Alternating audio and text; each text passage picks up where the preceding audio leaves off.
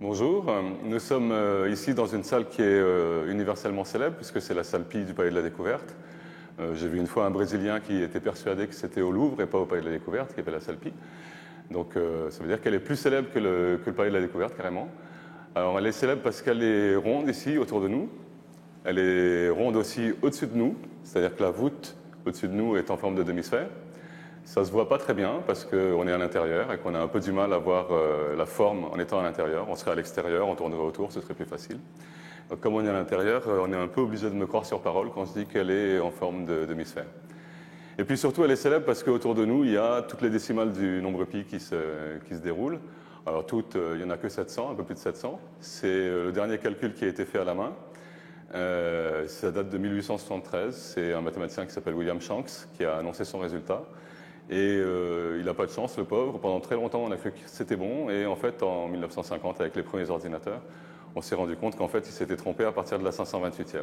Donc, à partir de la 528e décimale, qui est quelque part ici, à partir de la 528e décimale, il a fallu changer les décimales et maintenant, elles sont toutes justes. En fait, si on regarde les différents records, ici, on a une publication qui date de 1895, où on voit qu'en une demi-page, on a les 700 décimales qui ont été calculées par Shanks. Et en 1950, donc on en est à 2000. En 1973, on a ce petit bouquin qui a été publié par le CEA qui montre 1 million de décimales. Ça fait quand même un volume assez important. Et pour le moment, le record, il n'est pas dit que ça ne tombe pas encore dans quelques jours, mais pour le moment, le record, c'est 1241 milliards et 100 millions de décimales. C'est-à-dire que si on exprime ça en termes de millions, ça fait 1 241 100 millions de décimales, c'est-à-dire 1 241 100 fois ça. Donc c'est clair qu'il y a longtemps qu'on a renoncé à mettre à jour ici les décimales qui sont affichées. 700, c'est déjà beaucoup, quoi. Alors, bon, ça donne des décimales du nombre pi. Qu'est-ce que c'est que le nombre pi? Le nombre pi, habituellement, pour beaucoup de gens, c'est 3,14. Il suffit d'être dans cette salle et de regarder ici pour se rendre compte que c'est 3,14, mais pas seulement, que ça continue, quoi. Et que dire 3,14, ça ne suffit pas. Donc, qu'est-ce qu'on peut donner comme définition du nombre pi? Comment on peut définir le nombre pi? Pour l'essentiel, c'est à partir des formules qu'on a l'habitude d'utiliser. On a des formules qui servent dans le cas du cercle, dans le cas de la sphère, qui permettent de faire des calculs, disons, dedans. Des calculs de longueur, d'air, de volume. Pourquoi on fait des calculs? Essentiellement parce que l'instrument dont on se sert, par exemple, pour mesurer une longueur, c'est la règle, qui est quelque chose de parfaitement droit, alors qu'un cercle, c'est quelque chose qui devrait plutôt être parfaitement rond. Alors, ce que je vais dessiner ici, ce ne sera pas parfait, mais disons que théoriquement, c'est parfaitement rond, et qu'adapter ici une règle qui est parfaitement droite, théoriquement aussi, pour faire la mesure, ça va être compliqué. Par contre, si on regarde, ici on a le diamètre, qui est quelque chose qu'on peut mesurer avec une règle sans problème, quoi. Et donc l'idée, c'est de remplacer la mesure par un calcul à partir des mesures qu'on peut faire, soit sur le diamètre, soit sur le rayon. Le rayon aussi, c'est quelque chose de droit. Et on a une formule qui est quand même assez célèbre chez tous les écoliers, tout ça. C'est que le périmètre, c'est pi multiplié par le diamètre. Okay.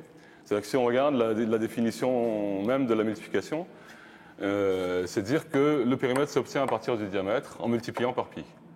Et donc, si on regarde, le nombre pi, c'est le nombre qui, multiplié par le diamètre, donne le périmètre. Ça veut dire que par définition, le nombre pi, c'est le rapport périmètre sur diamètre. Donc c'est quelque chose qu'on va pouvoir utiliser a priori dans n'importe quel cercle. Par exemple, ici, la salle est ronde, j'ai dit, mais ici, j'ai quelques bancs qui gênent. Et donc, je vais avoir du mal à mesurer le diamètre. Par contre, je pourrais tourner ici autour de la salle, mesurer le nombre de pas que je fais, par exemple, et ensuite dire, bon, bah, si je veux connaître le diamètre, je n'ai plus qu'à diviser par le nombre pi et je récupérerai le diamètre à partir du périmètre que j'aurais mesuré. En général, le problème est plutôt dans le sens inverse, c'est-à-dire que si on veut quelque chose de vraiment précis, on a besoin d'utiliser la formule avec une mesure assez précise sur le diamètre, ensuite un calcul. Et l'idée ici, c'est de dire qu'en fait, au départ, on doit avoir un théorème qui nous dit que, en fait, pour n'importe quel cercle, qui serait centré n'importe où, qui aurait n'importe quoi comme rayon, si je réussis à évaluer périmètre et diamètre, et que je divise l'un par l'autre, le périmètre divisé par le diamètre, j'obtiendrai tout le temps la même chose. Pas de chance, le truc que j'obtiens, c'est pas un truc simple. C'est un truc qui est assez compliqué comme ça. Ça aurait été mieux si ça avait été 10, 100, 1000. Non, c'est 3,1, 4, 1, 5, 9, 2, 6, etc. Mais disons qu'à partir du moment où on a une valeur approchée qui a été obtenue dans un cercle, c'est quelque chose qu'on va pouvoir utiliser dans n'importe quel cercle. Donc s'il y en a un qui se fatigue pour faire le calcul dans un cercle, il peut en faire profiter tout le monde. Et on va récupérer le moyen de calculer le périmètre du cercle à partir simplement de la mesure du diamètre.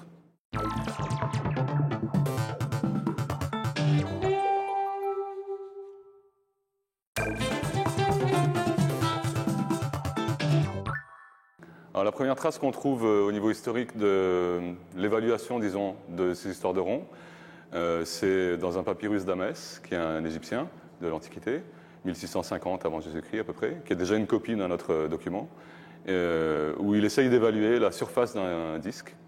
Donc sa technique, c'est la façon dont les Égyptiens faisaient les mathématiques à l'époque, c'est-à-dire c'est une recette, disons. Ici, on a un disque. Et pour évaluer la surface de ce disque, ce qu'il va faire, c'est qu'il essaye d'estimer un carré qui réussisse à avoir à peu près la même surface que le disque. Donc c'est déjà en quelque sorte la quadrature du cercle. Sa technique, c'est très simple. Il regarde le diamètre du disque ici, il le partage en 9 parties, il partage en bleu ici, et ces 9 parties, ben, il n'en prend que 8, et dessus il construit ce carré qui a pour côté donc les 8/9 du diamètre du disque. Et si on regarde, ben, ce qui dépasse d'un côté est rattrapé de l'autre. Et donc l'un dans l'autre, c'est pas si mauvais, quoi. Et ça va lui permettre d'avoir une évaluation relativement simple de l'aire du disque. Pour autant, il ne fait pas apparaître le nombre pi ou un nombre qui remplacerait le nombre pi. On peut le faire de façon moderne maintenant en essayant d'évaluer ce que ça donnerait. Mais en fait, c'est pas le nombre pi. Le nombre pi, c'est une invention d'Archimède. C'est quelque chose qui n'apparaît pas ici dans cette formule. On a une recette. Si on veut évaluer, on prend les 8/9, on construit un carré dessus, etc. C'est la façon dont procède Amès à ce moment-là. Alors, les Égyptiens ne font pas de démonstration. Et le résultat d'Amès, on peut essayer de l'expérimenter pour voir un petit peu ce que vaut son évaluation, disons. Ici, on a un disque qui est en fait un petit cylindre avec une épaisseur qui est constante, qui va être la même pour le carré ici. Le disque est partagé, le diamètre vaut 9 unités. Le carré, on voit qu'il a un côté qui en vaut que 8. Et donc, il suffit d'utiliser le principe du sablier pour vérifier la méthode d'Amès. Donc, on peut faire couler le sable de l'un dans l'autre. Évidemment, ça ne constitue pas une démonstration, mais ça permet de faire une petite vérification expérimentale de la valeur de l'évaluation que fait Amès dans son papyrus.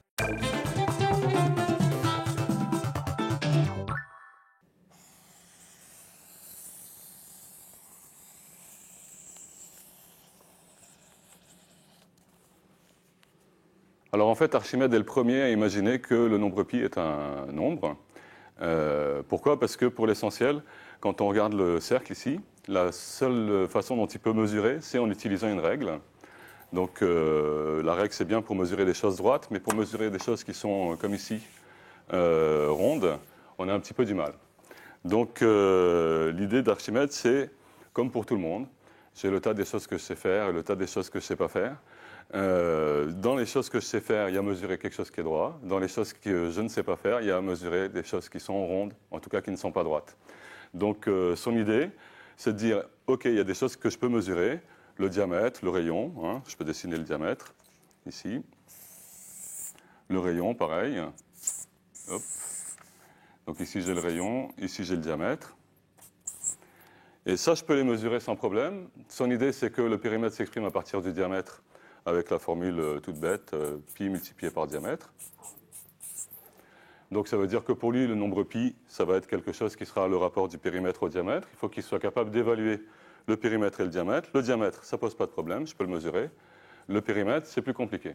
Donc ça fait partie des choses qu'il ne sait pas faire.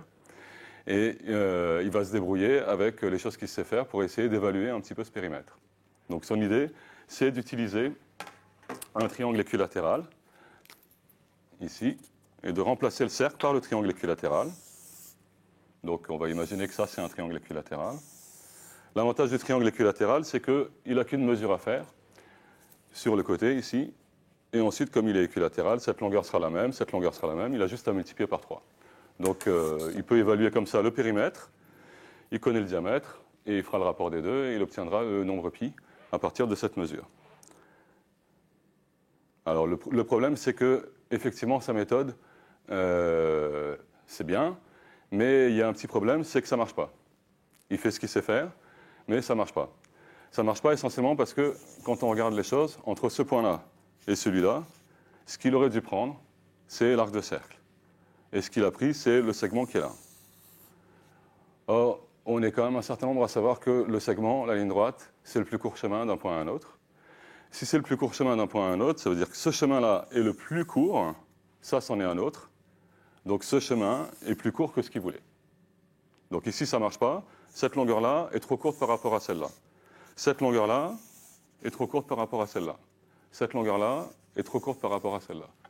Donc quand il va faire le calcul pi rapport du périmètre sur le diamètre, eh ben, le diamètre est bon, mais le périmètre est trop court. Donc le nombre pi qu'il va obtenir est trop court, est trop petit. Donc ça ne marche pas, il faut qu'il trouve autre chose. Mais il sait faire que ça, mesurer des choses droites. Donc son idée, la deuxième bonne idée d'Archimède, disons, c'est de dire, je vais essayer d'améliorer, puisque je ne réussis pas à faire ce que je veux faire, je vais essayer d'améliorer le résultat. Sa façon de faire pour améliorer, c'est de repartir de ce segment ici, de prendre le milieu, de partir perpendiculairement aux côtés, et de venir rattraper le cercle en un point ici, qui va lui permettre de remplacer ce segment, qui n'était pas bon, par ces deux-là. Et évidemment, il fait ça sur chacun des trois côtés. On part du milieu, perpendiculairement, on rattrape le cercle ici, on remplace un côté par deux. Même chose ici, je pars du milieu, hop, et je remplace un côté par deux. Si bien que mon triangle, chacun des côtés a été remplacé par deux. Il se retrouve avec 6 côtés maintenant. C'est donc un polygone à 6 côtés, un hexagone. Et cet hexagone est évidemment plus proche du cercle. Évidemment, prendre ça, c'est plus proche du périmètre du cercle que de prendre directement le chemin qui était ici. Donc c'est clair que sa méthode est meilleure, disons son résultat est meilleur, mais qu'il est toujours dans la même situation. C'est-à-dire que maintenant c'est entre ce point-là et celui-là, ou bien entre ce point-là et celui-là, mais à chaque fois on a pris le segment, c'est-à-dire la ligne droite, le plus court chemin, au lieu de prendre l'arc de cercle. Donc on a ici quelque chose de trop court, ici aussi, ici aussi, ici aussi, ici aussi, partout. Bon, c'est un hexagone régulier, puisqu'on a fait les choses de façon symétrique et qu'on est parti d'un triangle équilatéral. Le périmètre ici, globalement, il va être trop court. Divisé par le diamètre qui est bon, ça me donne encore quelque chose de trop petit pour le nombre pi. Alors comment faire? La troisième idée d'Archimède, à son époque, c'était il y a plus de 2000 ans, à son époque, c'est quand même assez fort, c'est de dire, je recommence. Ça, c'est quelque chose qu'on fait tout le temps maintenant avec les ordinateurs, mais à son époque, il n'y en avait pas trop. Et donc, l'idée d'Archimède, c'est de dire, je recommence. C'est-à-dire que ce que j'ai fait, qui était meilleur, je vais recommencer à partir de ce point, de ce côté ici. Je pars du milieu, perpendiculairement, je rattrape le cercle ici, et je remplace un côté par deux côtés. Bon, c'est clair qu'ici, je ne peux pas continuer à le faire parce que ça va vraiment manquer de précision, mais disons que chacun des 6 côtés va être remplacé par deux. Il se retrouve avec un polygone à 12 côtés, puis la prochaine fois un polygone à 24 côtés, et puis encore un polygone à 48 côtés, un polygone à 96 côtés. Il s'arrête à 96 côtés, mais disons qu'il a déjà une bonne approximation du cercle, un périmètre qui devient vraiment très proche du cercle, divisé par le diamètre, ça lui donne quelque chose qui est très proche du nombre pi. Donc ça, c'est la méthode d'Archimède, disons, a priori. Je fais ce que je sais faire, je prends des morceaux qui sont droits. Je vais quand même être obligé de faire des calculs parce que si je continue à partager, je vais me retrouver avec des segments qui sont de plus en plus petits. Et si je me contente de mesurer des segments qui sont tout petits, je vais quand même avoir une très très grosse imprécision. Quand je me retrouve avec un polygone à 96 côtés, je multiplie l'erreur par 96, ça me donne une erreur colossale, quoi. Donc on est obligé de faire le calcul, on ne va pas insister, mais disons que pour l'essentiel, ici et là, ça c'est le rayon, ça c'est aussi le rayon. Ici on a un angle droit, donc ce morceau-là, c'est un triangle, qui est un triangle rectangle. Le triangle rectangle en question, l'hypoténuse c'est le nouveau côté, et ce côté-là de l'angle droit, c'est la moitié du côté précédent. Donc régulièrement, on va passer d'un côté à sa moitié, puis au côté suivant en utilisant le théorème de Pythagore. Donc avec une extraction de racine carrée, et c'est essentiellement pour ça qu'il s'arrête au bout de 96 côtés, parce que ça commence à être fatigant au niveau des calculs d'extraction de racine carrée.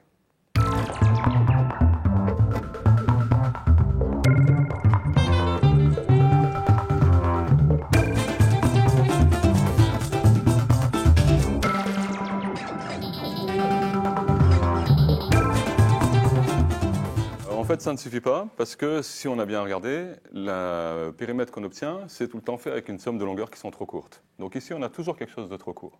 Divisé par le diamètre qui est juste, on obtiendra quelque chose de trop court, de trop petit pour le nombre pi. Donc Archimède, il a besoin de savoir évaluer réellement le nombre pi. Son idée, c'est de trouver un encadrement. Ici, on a quelque chose de trop petit avec cette technique. Maintenant, il faut quelque chose de plus grand avec une technique du même genre, puisque de toute façon, il ne sait faire que des choses avec des longueurs qui sont droites. Donc, ce qu'il va faire, c'est partir d'un triangle équilatéral à nouveau, qui est évidemment trop grand, qui est à l'extérieur du cercle ici. Donc, il faudrait que ça se coupe là, et que ça se coupe là. Et puis, faire la même chose, c'est-à-dire améliorer les choses au fur et à mesure. Au lieu d'avoir un polygone qui grossit à l'intérieur du cercle, ce qu'il va avoir, c'est un polygone qui se rapetisse vers le cercle, de façon à, en coupant les pointes ici, récupérer un polygone qui a 2 fois plus de pointes. Chaque fois que je coupe une pointe, je la remplace par 2. Donc j'avais au départ 3 pointes, c'était un triangle. Maintenant, je vais avoir 2 fois plus de pointes, ça me fait un hexagone. L'hexagone est déjà meilleur que le triangle. Le principe est le même. Alors, sur mon dessin, ça va être difficile à faire, mais le principe va être le même. Je vais continuer à couper de façon symétrique ici, là, etc. De façon à chaque fois multiplier le nombre de pointes par 2. Il fait la même chose. Il démarre avec un grand triangle, et puis il rapetisse en un polygone à 6 côtés, à 12 côtés, 24, 48, 96. À ce moment-là, il s'arrête. Mais il a un périmètre qui est un tout petit peu trop grand. Donc, divisé par le diamètre, ça va lui donner quelque chose qui est un tout petit peu trop grand par rapport au nombre pi. Et donc, ce qu'il fait, c'est qu'il a réussi avec ces 2 séries de polygones, avec ces 2 familles de polygones, à encadrer le nombre pi, en fait, entre 2 valeurs. Et il annonce en toutes lettres, c'est assez fatigant à lire parce que c'est vraiment en toutes lettres, qu'il y en a une des deux qui est 3 plus 10 sur 71, l'autre qui est 3 plus 10 sur 70, et il coince le nombre pi entre ces 2 valeurs. Alors, c'est la première fois, si on regarde ce que vaut cette valeur ici, c'est la première fois qu'on va tomber sur le nombre 22 septièmes. C'est Archimède qui est le premier à avoir l'idée qu'il y a un nombre, pi, qui est le premier à en faire un calcul approché, et qui trouve effectivement la valeur approchée 22 septièmes. Si on fait le calcul maintenant de ce que vaut 22 septièmes, on va trouver le 3,14 que tout le monde connaît. Mais disons que c'est quand même le premier qui fait ça.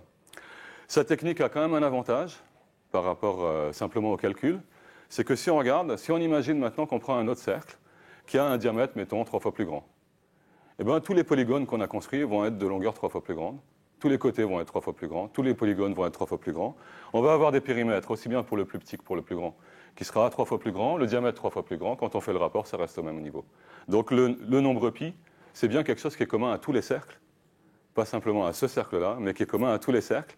Lui, il se fatigue à faire le calcul dans un cas, et nous, après, on peut en profiter avec la formule pi à peu près égale à 22 septièmes ou bien à peu près égale à 3,14.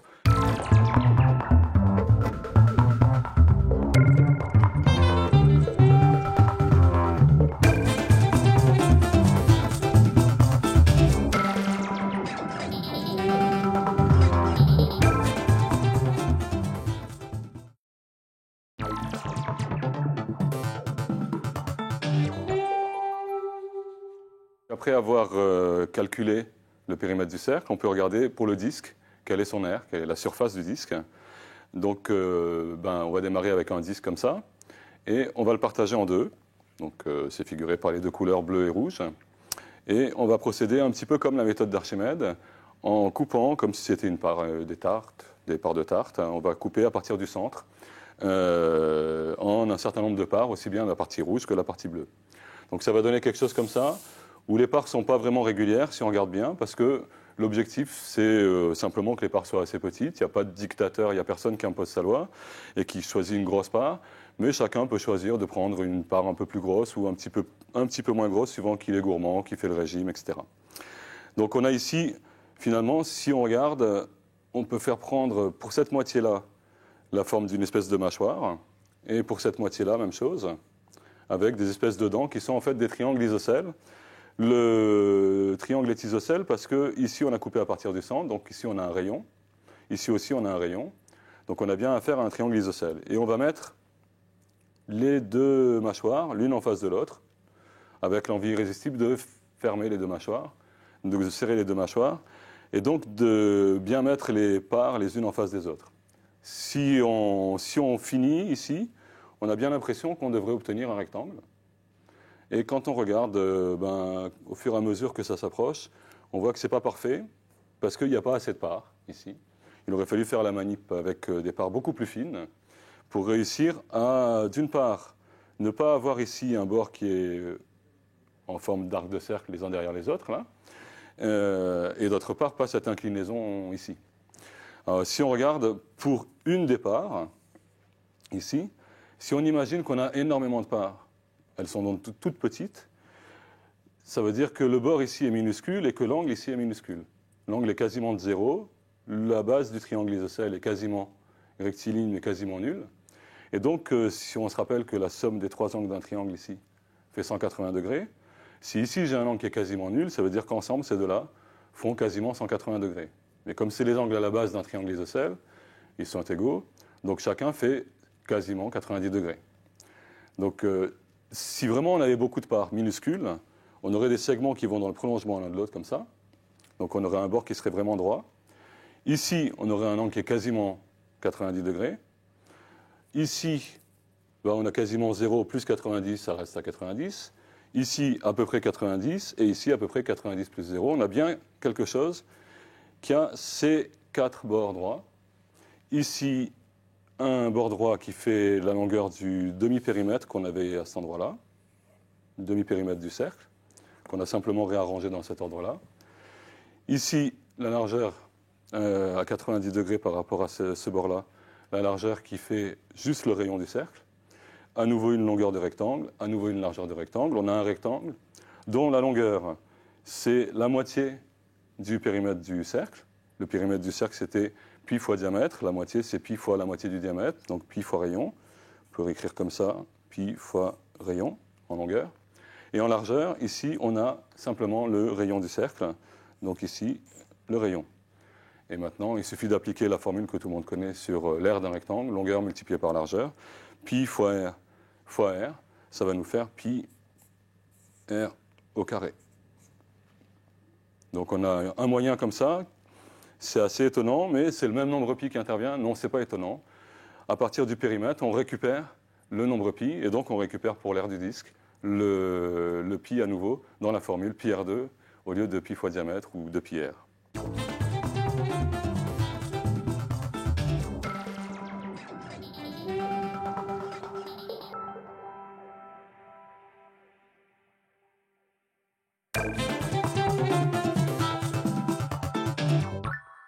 Alors on a vu un découpage du disque en secteurs, en part de tarte, qui nous a permis de voir un petit peu comment mesurer l'aire du disque, comment calculer l'aire du disque.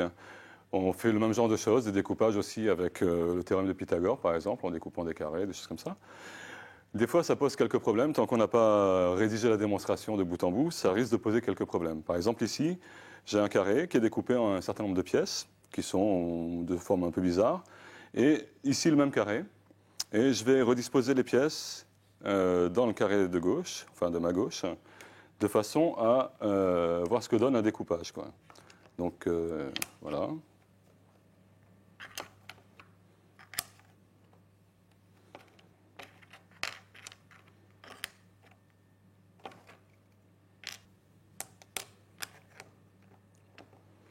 Voilà, arrivé ici, il me reste la place de mettre 4 petits carrés, mais il m'en reste 5. Donc je vais pouvoir en poser 4.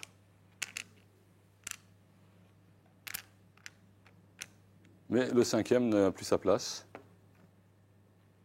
Et donc il y a quand même un petit problème dans cette histoire de découpage. J'ai découpé mon carré d'une certaine façon. Et suivant la façon dont je réorganise les pièces, ça se passe pas bien. Alors comment ça se fait? Alors en fait, il y a bien sûr une astuce, parce que ici, on a l'impression qu'on a rempli un carré avec ces pièces-là. Ici, le même carré, mais on voit bien que ça bouge beaucoup plus.